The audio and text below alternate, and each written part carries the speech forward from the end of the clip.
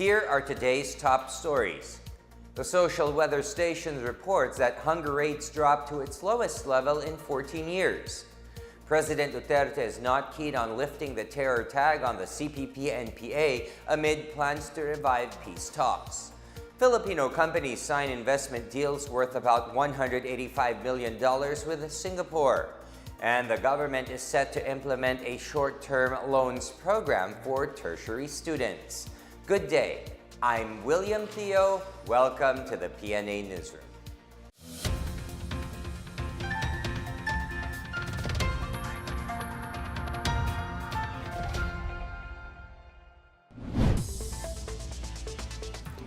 Justice Secretary Minardo Guevara has ordered all incumbent undersecretaries and assistant secretaries to tender their courtesy resignations. In a memorandum dated April 24, the affected officials were ordered to turn in their resignations to President Rodrigo Duterte. All 5 undersecretaries, as well as 6 assistant secretaries of the DOJ, are expected to have resigned by today, April 30. Guevara gave the directive as he is expected to hire his own people into the DOJ. He, however, assured that those affected can continue to report to work until the president acts on the resignations. The latest SWS survey shows that the number of Filipino families that endure hunger has fallen to its lowest level since 2004. Based on its latest survey, the Social Weather Station says 9.9% or about 2.3 million families suffered hunger from January to March this year. This is a 6-point drop from the 3.6 million families reported in October to December 2017. The SWS says this is the second time hunger levels dropped to single digits since March 2004.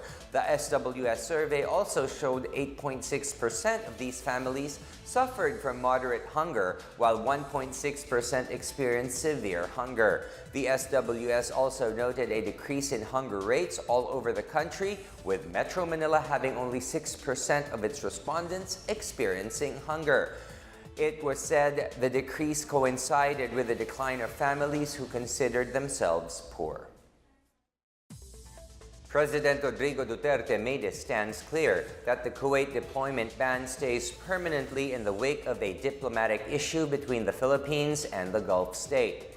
The president asked those remaining in the Gulf state to come home as they are no longer needed in Kuwait. An estimated 260,000 OFWs presently work in Kuwait, including 700 Filipinos now facing different charges and have sought refuge in the embassy shelter. Duterte assured that there are available jobs here with the government's Build, Build, Build program. The president stressed that despite the good relations of the Philippines and Kuwait, current developments test both countries' commitment to work together. The president asked the Kuwaiti people not to abuse the Filipino workers and treat them in a manner deserving of a human being. Before the Philippines-Kuwait diplomatic row, the president was expected to sign the Memorandum of Understanding, which is seen to provide the minimum terms and conditions of employment for OFWs. President Rodrigo Duterte has yet to lift the terrorist tag on the CPP-NPA, despite plans to hold renewed peace talks with the communist rebels. More on this report. President Rodrigo Duterte said he is not yet lifting his proclamation tagging the Communist Party of the Philippines, New People's Army, as a terrorist organization. Duterte signed the proclamation in December last year, tagging the CPP-NPA as a terrorist group. Despite the proclamation, Duterte said he would still give the CPP-NPA a small window to talk peace by inviting CPP founder Jose Maria Joma Sison to return to the Philippines. Duterte said he is ready to listen to anybody, even to Sison's lecture on how to improve the lives of the Filipino people. The president said his mission in pursuing peace is to bring a comfortable life for the Filipino people without using guns. He, however, maintained he would not agree with Sison's demand for a coalition government and would rather opt for economic reforms. The president had revealed that he had been offered to meet with Sison in Amsterdam, but he refused. For the PNA Newsroom, I am Miguel Hill. President Rodrigo Duterte reiterates that he will not allow the planned construction of a mega casino resort in Boracay. Duterte reacted anew to plans by Galaxy Entertainment and Leisure and Resorts World Corporation to build a $500 million integrated resort in the island.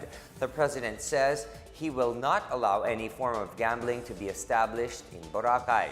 He stressed that gambling has harmful effects on people and should be kept to the barest minimum.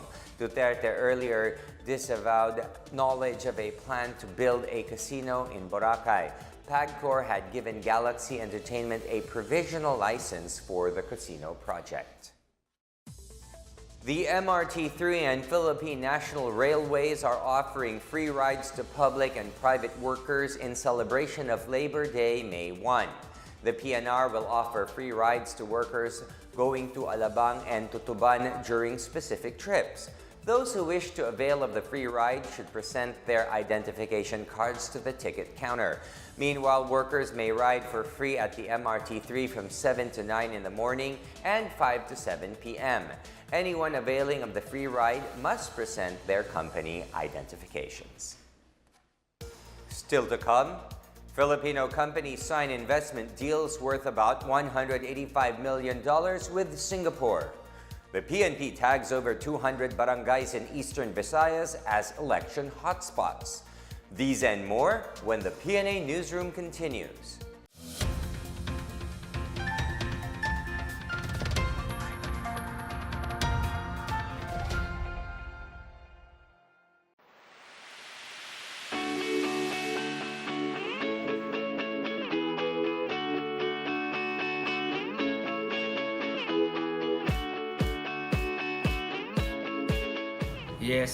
Yes, it's relevant, provided they will not be, the more mature politicians should not influence them.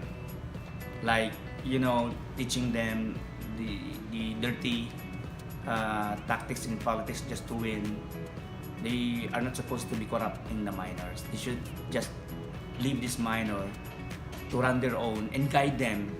Okay lang sa akin kapag balik nila ng SK para makatulong ang mga SK, para marami silang makita mga experience, may mga event sa barangay, may sila yung nagmamanage. I think it is still relevant to have sangguniang kabataan in our barangays because I do believe that the only persons or the only people who could understand youth are also their fellow youth. Mas madaling suyuin yung mga kabataan na i-air yung kanilang saloobin if yung gumagawa nun is yung kabataan rin. Sa akin, okay lang na ipagpatuloy ang SK para sa ikakaunlad ng ating bayan at para makatulong din ang mga SK sa ating bayan. Yes, the sangguniang kabataan is still relevant. Kung bibigyan natin ng pagkakataon na mabigyan ng boses ang kabataan, maaaring ang silang magbigay ng pag-unlad, maaaring silang maging sagot ng mga problemang kinakaharap ng ating lipunan. So kung gayon, kung sinasabi natin ang kabataan ng pag-asa ng bayan, bigyan natin sila ng avenue upang ipahayag ang kanilang mga damdamin, upang may ipakita ang kanilang kagalingan, sapagkat ang kabataan ay may kakayahan upang resolbahin sa kung ano ang kinakaharap nilang mga problema.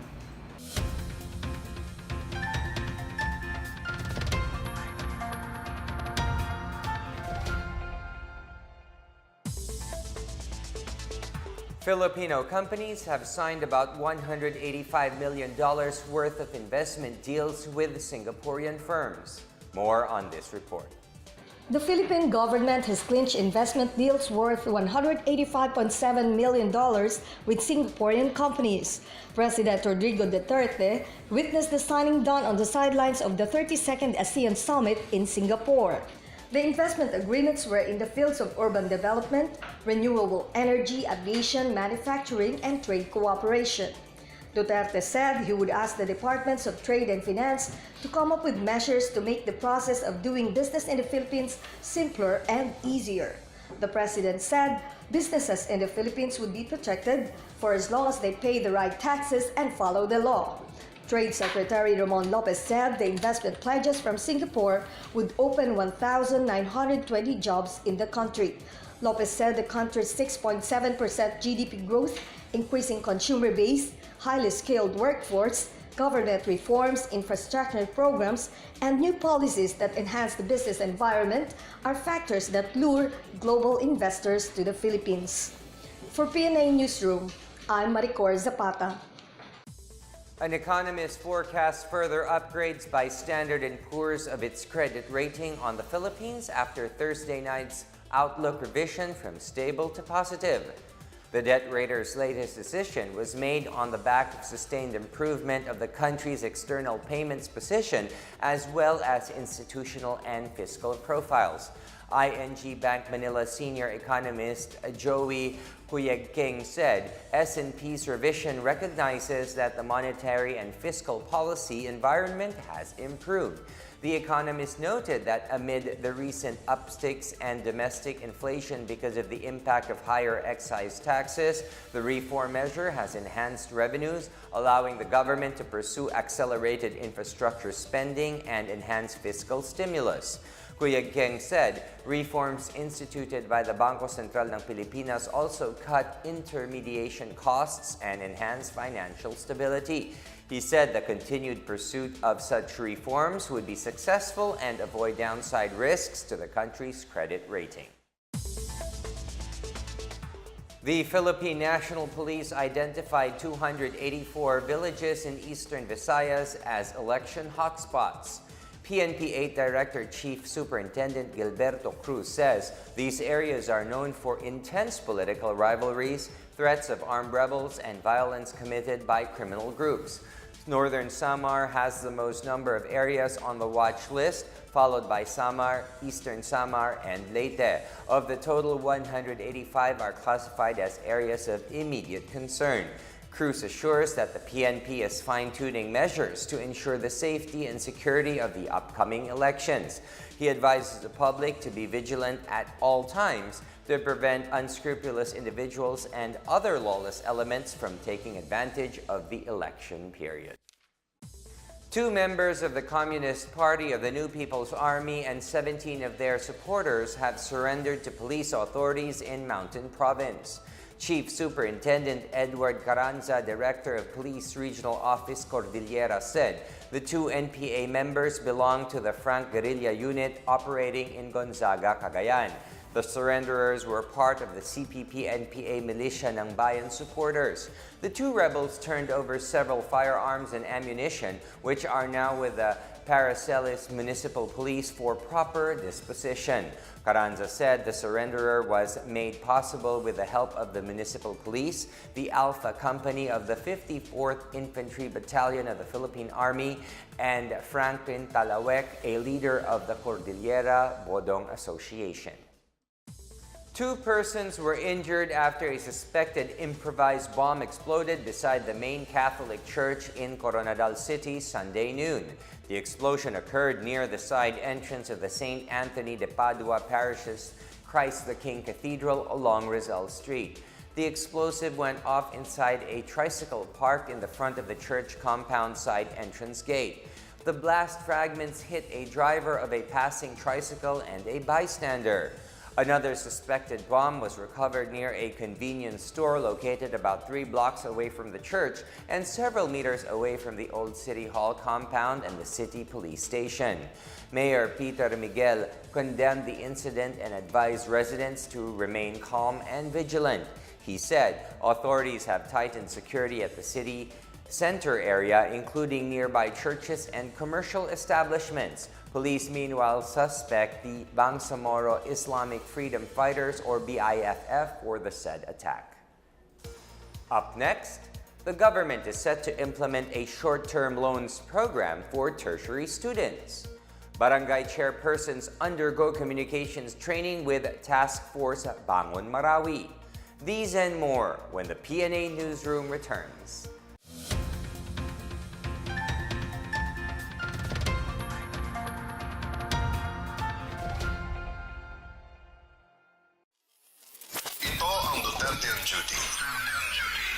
sa ginagawa ng presidente. April 19, Huwebes, Camp Crame, Quezon City. Pinangunahan ni Pangulong Rodrigo Roa Duterte ang Change of Command Ceremony ng Philippine National Police. Itinalaga si Director General Oscar Albayalde bilang bagong hepe ng PNP. Kinilala naman ng Chief Executive ang napakalaking naiambag ni outgoing PNP Chief Ronald Bato de la Rosa sa PNP. Bumaba ng 22% ang total crime volume nationwide sa ilalim ng 21 buwan niyang pamumuno. April 21, Sabado, Legazpi City, Albay. Sa 24th Annual Convention ng National Federation of Motorcycle Clubs of the Philippines ay nagpaalala ang Pangulo sa mga motorcycle riders. Do keep in mind that it is not just a pure adventure. When you are on the road, I ask you to promote road safety and observing traffic rules, wearing proper protection, and being ito talaga, alcohol and drug free. I'm just a reminder because, of course, as your friend and as your comrade, companion sa riding history ng ating bayan, I love you all. April 25, Miyerkules, Maguindanao. Taos-pusong nanawagan ang Pangulo sa mga kapatid nating Muslim na magtiwala sa national leadership upang makamit ang pangmatagalang kapayapaan sa Mindanao. Sinabi niya ito sa launching ng Maguindanao Balik Baril Program, kung saan kapalit ng pagsuko ng sandata ay livelihood assistance, scholarship grants at kagamitan na panghabi. Ngayon, kung wala kayong paniwalaan, wala na talagang pag-asa. If you don't believe in the national leadership, and to think that I am one of you, o sinong paniwalaan ninyo, di ang last recourse kung hindi tayo magkaintindihan, armas. Anong maibigay niyan sa pamilya mo? Come to think of it. Maedukar mo ba ang pamilya mo dyan? Can you educate them using your gun? Can you plant the livelihood, gamitin mo yan? Ako po si Secretary Martin Andanar at ito ang Duterte on Duty. Abangan sa susunod na linggo ang mga gagawin ng Pangulo. The Presidential Communications Operations Office.